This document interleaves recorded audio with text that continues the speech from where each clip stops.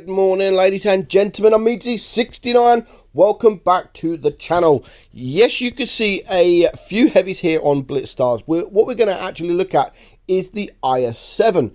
Now, the meme that Angel pretty much started is don't buy the IS-7. Why? Why not buy the IS-7? Now, the IS-7 was actually my first tier 10 in the game. Back then, 6 years ago, it was the meta. Everyone was playing the IS-7. It was a tournament tank. Everyone was playing it in tournaments when tournaments first come to the game.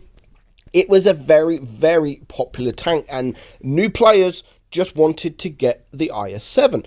Nowadays, the tank is pretty average. I would say average. But why? I mean, the stats are not so bad. The DPM, okay, it's standard for a heavy. You've got obviously the 113, the Super Conk, the FV215B, as you can see there, all with high DPM. However, the DPM is sort of average for tier 10 heavies.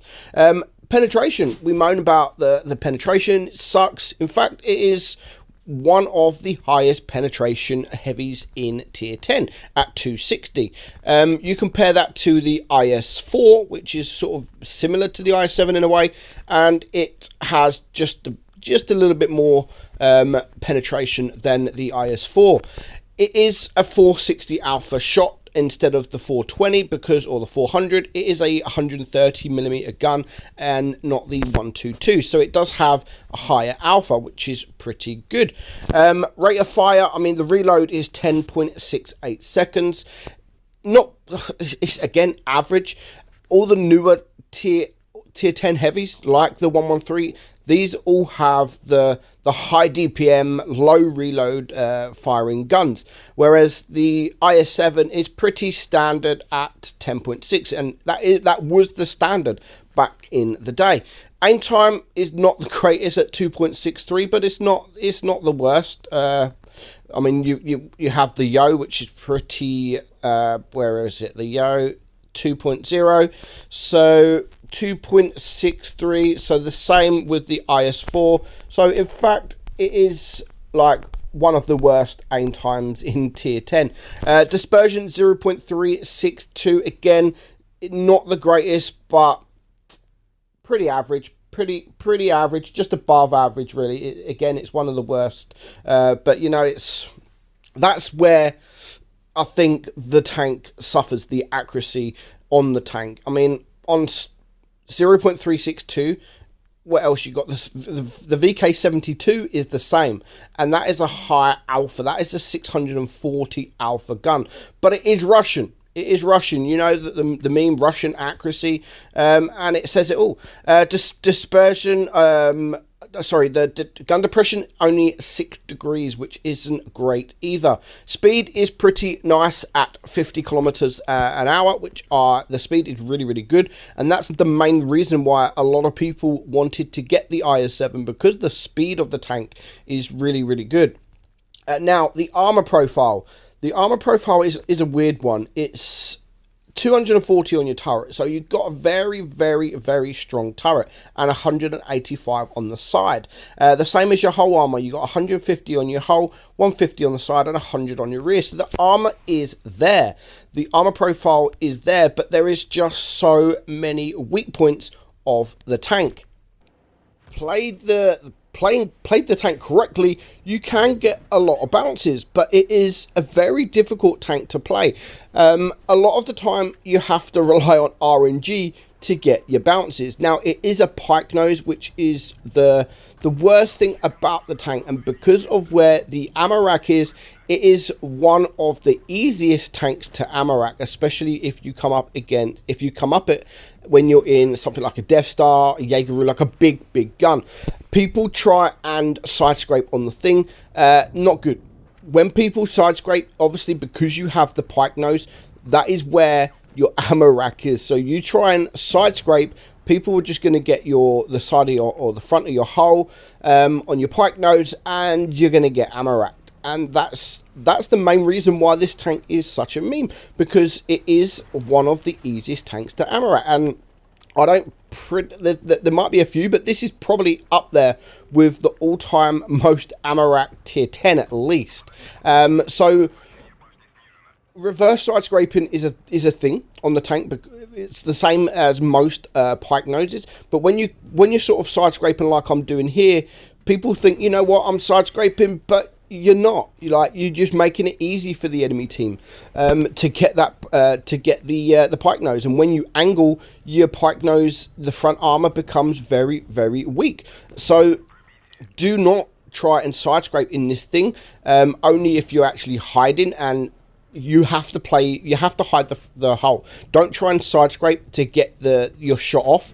Only side scrape if you're say on a reload and you can see them aiming at you, but you have to make sure that the pike nose is hidden. Otherwise you're just open for anything. You're open to get ammo racked, you're open to get easy penetration into you.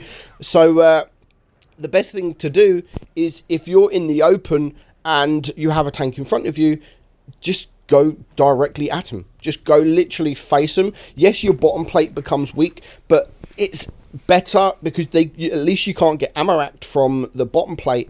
So go at them directly face on. Hold down is another thing with this tank. Hold down is absolutely amazing with this tank. But again, you do have some weak points on the turret. Just a tiny bit either side of the gun. It is very, very weak. So the tank is great for face hugging, but again, if you do face hug, just make sure you keep moving the turret sort of side to side, so you are making the weak point a lot difficult to get the shot off. But overall, I mean, I know we always say like, oh, the IS-7 is shit, this is crap, why play it? It's not that bad. It's not that bad when you perform well in the tank, or when you play the tank correctly, or even when RNG is on your side. You can perform really, really well, and of course you can get some bounces. Now we're going to get some bounces this game, and we're going to get some bounces next game, mostly due to RNG, but I just really wanted to show you that you can do it. Now most of your bounces will probably come from your side, because if you're side on, it's Russian. It's a Russian tank, and it's very annoying when you come up against the IS-4, IS-7, even an IS-8, and you shoot the side, and because of the spaced armor, you just bounce. So that's probably the most likely way you're going to bounce. But here we're going to come up against a Death Star onto our left. Now, if I come out at this angle, if he shoots my pike nose, then I will probably be ammo racked. So we're just going to back up now. We can see the we can see the Death Star coming at this angle. You can see we are trying to just face him directly, and we do manage to get a bounce. And that is what is troll about this tank. When they go for your pike nose, when you're not angled, a lot of players go for that pike nose. A lot of good players, or just players in general that roughly know the IS-7, even if you're facing directly at the tank, if you're in a Death Star and you have an IS-7 facing you, most players will go for the pike nose section, because they know that is where the ammo rack is. They won't go for the easier pen, which is your bottom plate. They will try and go for your for the pike nose bit. So, and when you're facing directly at them, that is when they will then bounce, because it is troll. But as soon as I start trying to angle, then that is where I'm going to get ammo rack damage, possibly ammo racked, and even definitely they will penetrate you. Now, the tank itself, like I said, that for me, I'm not worried about the armor profile. I'm not worried about the speed is pretty good, the penetration. For me, it's more, there's two things I think is really wrong with this tank, or not wrong with it, but where it suffers. And one of them is the gun depression, only 6 degrees, so it isn't great. And the other thing, the AP pen is one of the highest in the tier. It's 260 pen. It's one of the highest in tier 10 for mediums on your standard round.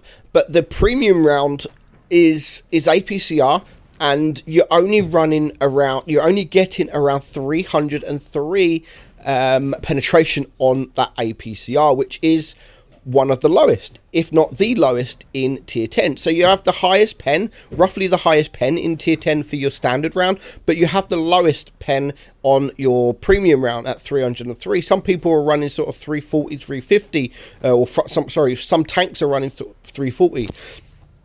So calibrated shells is probably a must just to get that pen a little bit up. It won't affect it too much because you're not running the heat. If you're running the heat, you'll get more penetration if you're running calibrated shells, but because it's APCR, it won't go up too much. So I do love playing it on a ridge. I do love playing it on a ridge line, which we're going to do here. We're not going to do damage. This game, I mean, we're just pretty much showing you what the armor profile can do when you put the tank in the right position. So here we are on dead rail, and this is for a tank with gun depression or for a tank with a turret armor. This is the best position, and you can see we are just bouncing. We've done no damage. We've literally done one shot, but we have bounced 4,000 damage. So we are now getting shot from someone on the right side, and you can see just how strong the IS-7 is when you are in a hold down position. We can't pen that guy. It's very, very difficult to pen the IS-7 when you are hold down, and it is annoying. It's the kind of tank that you think, do you know what, I'm just going to leave it. I'm not even going to attempt to go for that IS-7. But the IS-7, you can see with the gun depression, this guy has had to expose himself a lot more, and he is losing damage. Now, I do get shot from the right side, trying to go for him, but at this point, it is a 7 versus 4. The tanks are flanking around to the right side, so I'm just going to sit here and wait for a shot to come available, and one of the shots is from the Jaeger, and now we have the T-57 coming from the right side, but he is literally going to get yeeted from the Death Star, and he actually loses all of his hit points, and he's dead. He is gone.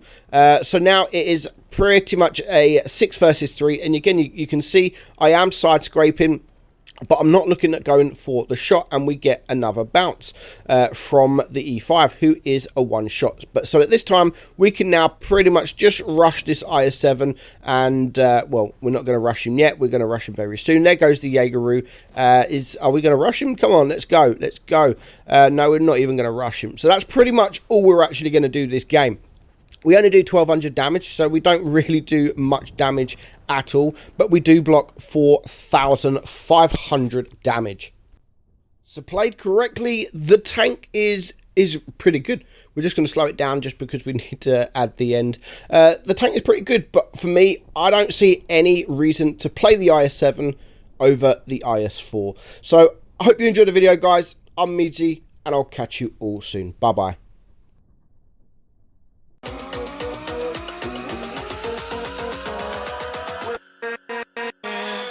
With